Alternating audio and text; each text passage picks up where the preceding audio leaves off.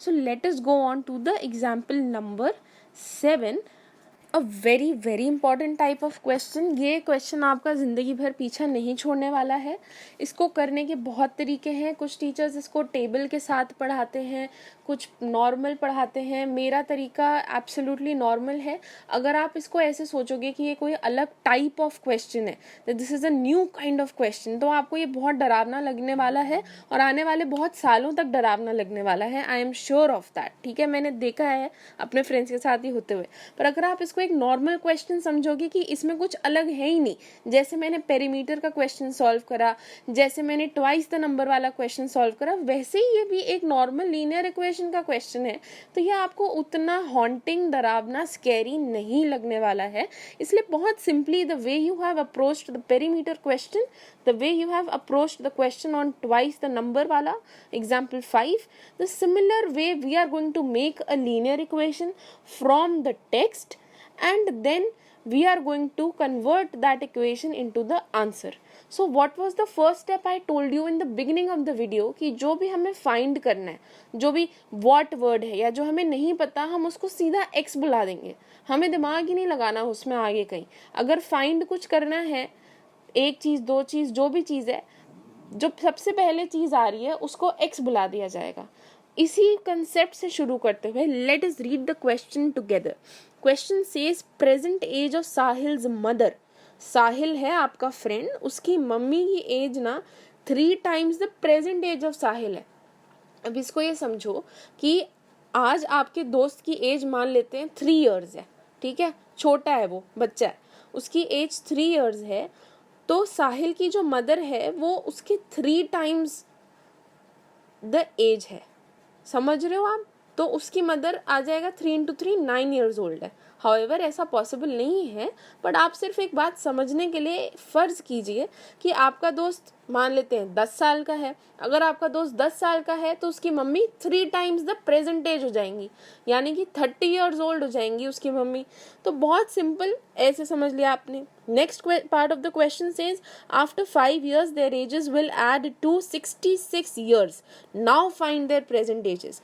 यानी कि 5 साल के बाद उन दोनों की जो अलग अलग एज है ना, उसका सम 66 हो जाएगा.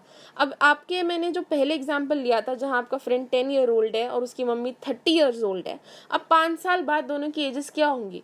जो 10 है वो 15 हो जाएगा, जो 30 है वो 35 हो जाएंगी. तो 15 और 35 ऐड करके क्या आता है? 50 आता है. तो वही क्वेश्चन है कि 5 साल बाद उनके अलग अलग एजेस. तो अभी तो हमने ना तुक्का लगा लिया कि चलो 10 और 30 होगी, पर हम ऐसे तुक्का लगाकर 66 वाला और 3 times वाला काम नहीं कर सकते हैं. इसलिए हमको x चाहिए. ये भी सेकंड वीडियो से लिंक्ड है, क्योंकि हम तुक्का लगाते रह सकते हैं कि कब ऐसा होगा कि दोनों का सम 66 आ जाएगा, but it will take a lot of time. So we will, and we have learned how to form a linear equation. So we will start by assuming something to be x. What is that something? In questions में I am telling you a रामबाण technique. हमेशा जो छोटा है ना, जो बच्चा है, बेटा है, बेटी है, भाई है, बहन है, उसकी एज को आपने x मानना है. ये आपको प्रैक्टिस करके अपने आप पता लग जाएगा मैंने क्यों कहा है. मैं यहाँ पर बताने की भी कोशिश नहीं करने वाली हूँ. It is so simple to understand once you will solve more than 10 questions.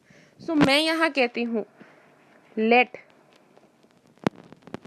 Sahil's age be x years. ठीक है, हमें करना क्या है? उनकी प्रेजेंट एजेस फाइंड करनी है. जो फाइंड करना होता है उसको हम x लिख देते हैं. पर आप मेरे से पूछोगे कि भाई दो चीजें फाइंड करनी है, दोनों को x बुला दे. नहीं, किसी एक को x बुलाओ. वो एक क्या है? मैंने आपको बोला हमेशा बेटा या बेटी की एज को x लेना है. तो साहिल की एज को हमने x ले लिया है. और कौन सी एज को x ले लिया भाई? आज की एज, 5 साल बाद की एज, 5 साल पहले की एज, 10 साल पहले की एज. हमने उसकी प्रेजेंट एज को x लिया है. इसीलिए अब मैं ये स्टेटमेंट को रीराइट करूंगी कि लेट साहिल्स प्रेजेंट एज. इस पर नंबर कट जाते हैं बच्चे, एज प्रेजेंट लिखते नहीं है. टीचर कंफ्यूज हो जाता है, भैया इसने कौन सी एज अज्यूम कर ली? फ्यूचर एज, पास्ट एज, 20 साल बाद की age. So you have to write the word present. Let Sahil's present age be x years. Okay, now the question says, you have assumed that Sahil's present age be X years. Okay, I have made a mistake over here. English की mistake की है मैंने, comma लगा दिया था, apostrophe लगानी होती है. इससे मैथ्स पे फ़र्क नहीं पड़ने वाला, पर टीचर पर इम्प्रेशन ज़रूर ख़राब हो जाएगा, इसलिए ध्यान रखें आगे से. So the question says present age of Sahil's mother is 3 times the present age of Sahil. तो अगर साहिल की प्रेजेंट एज x है तो मदर की प्रेजेंट एज क्या होगी? अपना दिमाग लगाओ भाई, 3x होगी ना. अगर Sahil's age today is x years, then Sahil's mother's age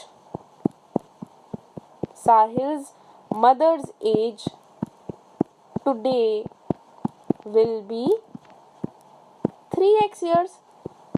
Very simple to understand. जो हमने 10 और 30 का एग्जाम्पल लिया था, if you remember, correct? So we know Sahil's mother's age today will be 3x years. Now it is saying after 5 years. चलो भैया, आज की कहानी हुई खत्म. आज की कहानी को यहाँ स्टॉप करा. अब हम जाते हैं, ये था क्या था? ये था प्रेजेंट. अब जाते हैं after 5 years. Okay, after 5 years. अब वो क्या कह रहे हैं कि दोनों की एजेस का जो सम है वो 66 होगा. अच्छा, पहले ये बताओ कि साहिल्स एज आफ्टर 5 years क्या होगी? Sahil's age after 5 years will be x plus 5. होगी कि नहीं होगी? बिल्कुल होगी ना. इसको थोड़ा प्रोसेस करो अपने माइंड में. और उसी कॉमन सेंस से Sahil's mother age after 5 years will be 3x plus 5 years. अरे भाई देखो, जब प्रेजेंट एज साहिल की मम्मी की 3x years है तो नेक्स्ट एज 5 years बाद उनकी एज 3x plus 5 ही तो होगी ना, जैसे x और x plus 5. अब क्वेश्चन ये कहता है कि इन दोनों एजेस का sum will be 66, which means that x plus 5 plus 3x plus 5 is equal to 66. ये दिख रही है लीनियर इक्वेशन जैसी या ये नहीं दिख रही है? या आपको अब लीनियर इक्वेशन जैसी दिखनी चाहिए, पर इसमें एक नया स्टेप ऐड हुआ है. बहुत सिंपल स्टेप है, अभी हम समझ जाएंगे. देखो, सिंपल रूल, फैमिली साथ होती है. कॉन्स्टेंट्स की फैमिली को पहले साथ करना है, वेरिएबल्स की फैमिली को भी साथ करना है. यहाँ पर वेरिएबल क्या क्या है? यहाँ पर वेरिएबल है x और 3x, और यहाँ पर कॉन्स्टेंट्स क्या क्या हैं? 5 और 66. तो जी कर लो, जो जो साथ में कर सकते हो लिखो. फिर अब ये बताओ भाई, ब्रैकेट खोल दो. एडिशन है तो सिंपली खुलेगा x plus 5 plus 3x plus 5 is equal to 66. तो अब यहाँ पर x plus 3x क्या होगा? 4x होगा. और ये 5 plus 5 क्या होगा? 10 होगा, इक्वल टू 66. एक एक स्टेप करना है. अब दोबारा से दो कॉन्स्टेंट्स दिख रहे हैं, 10 और 66. दोनों को साथ में करना है. 10 के साथ है यहाँ प्लस, तो RHS में जाकर वो हो जाएगा माइनस. तो क्या आ जाएगा आपके पास? 4x is equal to 66 minus 10 which is equal to 56. यानी कि इक्वेशन आपकी बन चुकी है 4x इज इक्वल टू 56. हम पहले पढ़ चुके हैं कि ये 4 और x आपस में क्या हो रहे हैं? मल्टीप्लाई हो रहे हैं. और जो चीज़ LHS में मल्टीप्लाई होती है वो चीज़ RHS में डिवाइड होती है. अब तक रट जाना चाहिए ये आपको. और इस वजह से x is equal to 56 over 4 which is equal to 16. इसका मतलब क्या है? x क्या था? क्वेश्चन पर जाओ वापस. हमने लिखा था x था आपके साहिल की age. So Sahil's present age is x years, यानी कि Sahil's present age is 16 years and Sahil's mother age today is 3x. तो x था 16, 3x क्या हो जाएगा? 3 into 16 जो कि क्या होता है? 48 होता है. Very simple. तो मम्मी उसकी 48 years old हैं और 16 years old वो खुद है. आंसर हमें मिल गया। हमने पहले अज्यूम करा था 10 और 30, अगर हम 10 से 16 आते, 30 से 48 आते, सोचो कितना टाइम लगता है। इसलिए लीनियर इक्वेशन बनानी पड़ जाती है टाइम बचाने के लिए। अब इसको हम अपने वेरिफिकेशन मेथड में डालते हैं। पहले हम क्या करेंगे कि भाई x की वैल्यू आई है 16 को हम यहाँ इस इक्वेशन में डाल के देखते हैं। तो देखो भाई 16 + 5 + 3 × 16 + 5 क्या आएगा ये, इसको फटाफट मेंटली कर लो भाई। 21 + 3 × 16 48, 48 + 5 क्या होता है 53, 56/4 आपका आ गया है 14। ओके, अब इसको हम चेक करेंगे कि भाई हमने x क्या लिया था और 14 क्या आया है। आपने x लिया था साहिल की एज को, साहिल्स प्रेजेंट एज आपने ली थी x, right.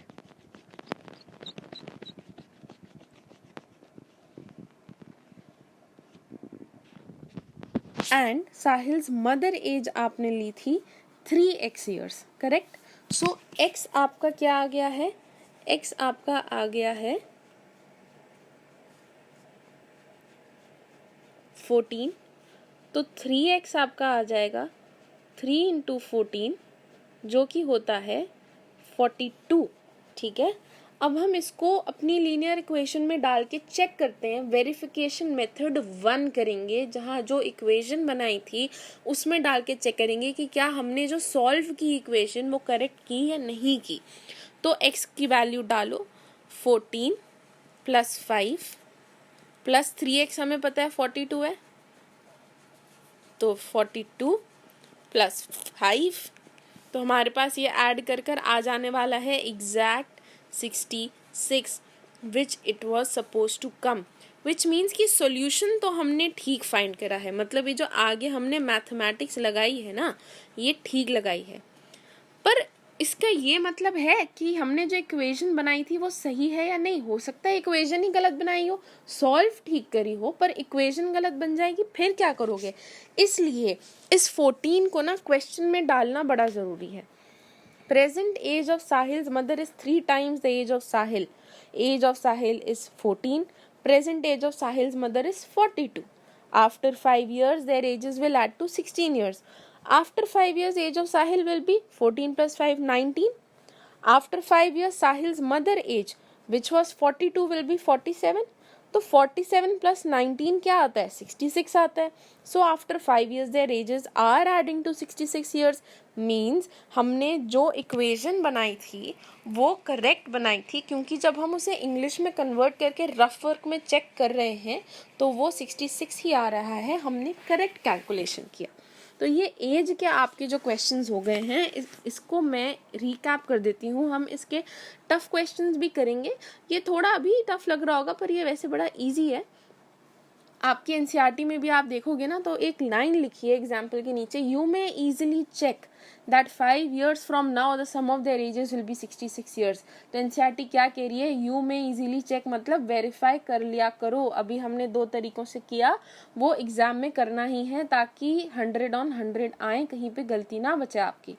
So recapping how to solve questions of related to age, you have to always assume one of the ages as x.